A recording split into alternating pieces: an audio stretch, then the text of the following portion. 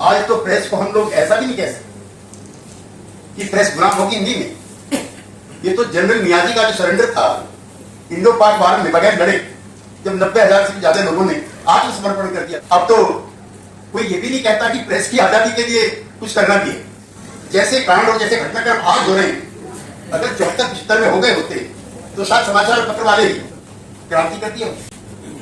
और ऊपर वाले का लाख लाख शुक्र है कि ये सामने टेलीविजन वाले पत्रकार नहीं, क्योंकि जितनी खराबी इस दौर में इनके जरिए हुई है।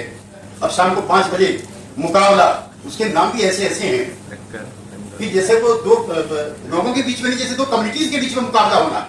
1947 में मैं बहुत जिम्मेदारी के साथ कहना चाहता हूं, ऐसा माहौल नहीं था जैसा आज। अब तो गांधी की रोज मरता है। परसों मेवात में 2 लड़के नहीं मरे, इंडियन कॉन्स्टिट्यूशन मरा। तो आपातकाल लगता है, और आपातकाल आज के जैसा नहीं। मैं अपने मित्रों से सहमति रखता हूं, प्रेस ज्यादा खुलकर के सत्ता प्रतिष्ठानों के खिलाफ हो गई है, सरकार के खिलाफ हो गई है, स्टेट के खिलाफ हो गई है। इसलिए इस पर लगाम लगानी जरूरी है। तब ये दौर था। आज तो प्रेस को हम लोग ऐसा भी नहीं कह सकते कि प्रेस गुलाम होगी हिंदी में। ये तो जनरल नियाजी का जो सरेंडर था इंडो पाक वार में बगैर लड़े, जब 90,000 से भी ज्यादा लोगों ने आत्मसमर्पण कर दिया था, तो इंडियन प्रेस का जो आत्मसमर्पण है वो जनरल नियाजी जैसा बगैर लड़े।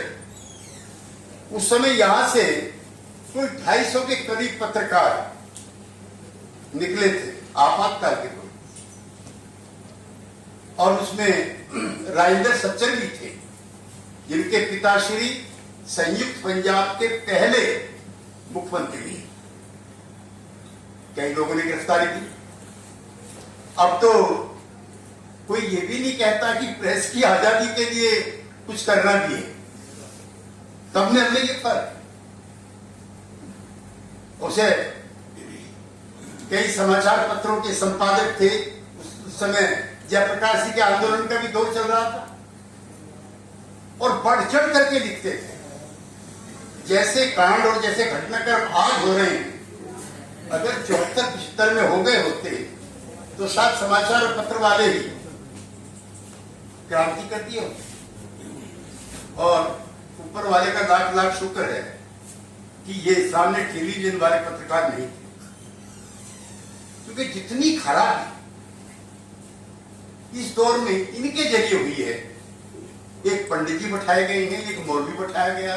अब शाम को 5 बजे मुकाबला, उसके नाम भी ऐसे ऐसे हैं कि जैसे वो दो लोगों के बीच में नहीं, जैसे दो कम्युनिटीज के बीच में मुकाबला होना है।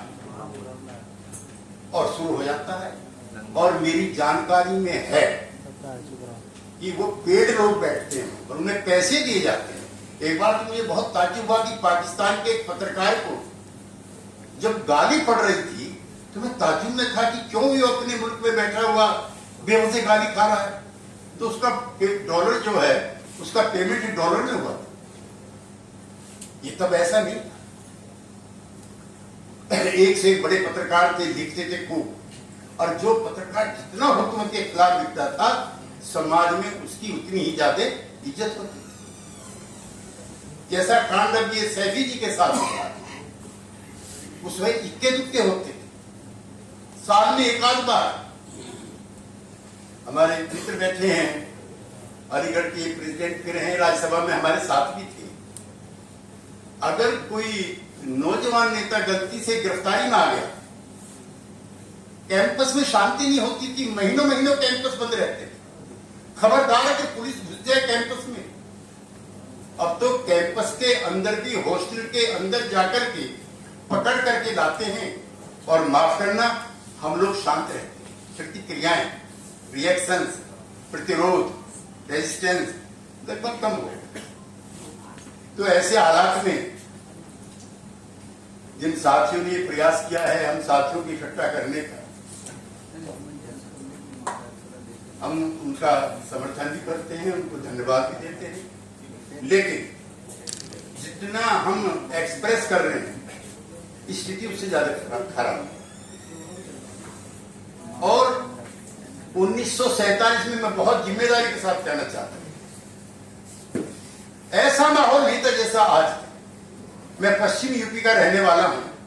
मुस्लिम लीग का सबसे बड़ा गढ़ यही था, जितने भी नवाब थे सब मुस्लिम लीग के समर्थक, चाहे छतारी का हो चाहे कहीं और का भी। जब बंटवारा होता है उस समय लोग ऊंचे पैमाने पर यहां से जा रहे होते, तो हमारे पश्चिम में ठाकुरों के, त्यागी लोगों के, गुजरों के और जाटों के, ज्यादातर गांव में किसान जातियों के, हम लोगों के पुरखे रेल में से, बसों में से उतार करके लोगों को लाए थे कि नहीं, कि मुल्क तुम्हारा है, क्यों जा रहे हो? कि साहब डर लगता है। किस चीज से लगता है?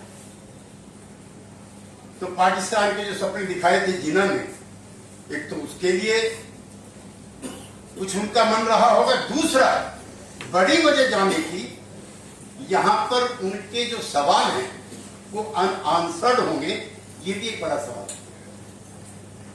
लेकिन उस समय गांधी था, अब तो गांधी भी रोज मरता है। परसों मेवात में 2 लड़के नहीं मरे, इंडियन कॉन्स्टिट्यूशन मरा, महात्मा गांधी की हत्या हुई। गांधी जी के कहने पर ही मौलाना अब्दुल कलाम आजाद ने लौटने के लिए जब फरियाद की थी, तो बाघा बॉर्डर से लाखों मुसलमान लौट करके आ गए थे कि इस मुल्क में वो आजादी के साथ रहेंगे और कोई भेदभाव नहीं। लेकिन आज गांधी भी नहीं है। गांधी को तो रोज ही मारा जाता, दिन में कई बार। संविधान सबसे ज्यादा खतरे में। 2 हमारे एक्सपर्ट तो ही, कुर्सी साहब और अदीब साहब, जो कानून के विशेषज्ञ हैं, और ये सारे कानून जो है हमारे भाई सैफी पे नहीं लागू होते। न नागरिक आजादी होती, न अदालतें होती। ऐसे किस्से सुने नहीं रहे। हम भी कई बार जेलों में रहे हैं। इमरजेंसी की जेलों में हम रहे तो हम सोचते थे कि शायद हम जिंदा वापस नहीं आएंगे। लेकिन आपके लिए खुशखबरी है कि हमारे जेल से आने के बाद सबके वजन बढ़े हुए थे। आपातकाल तो लगा, नागरिक आजादी खत्म हुई, संविधान का हमला हुआ, लेकिन जेल के अंदर उस तरह की दिक्कतें नहीं थी जैसे आज राजनीतिक कैदियों के लिए हो गई। इसलिए मैं ज्यादा समय ना लेता हुआ अपनी पार्टी की तरफ से भी, अपनी तरफ से भी, सब समाज की तरफ से भी, और हमारे जैसे जो पैदाइशी विरोध करने वाले लोग की जमात है लंबी, उसकी तरफ से अपनी टोटल सॉलिडेरिटी अपने मित्र साथी की तरफ है। और उनके लिए कोई प्रदर्शन, कोई जलूस, कोई हड़ताल, कोई सिग्नेचर कैंपेन ये कमेटी चलाएगी। हम उसमें सबके साथ कंधे से कंधा मिला के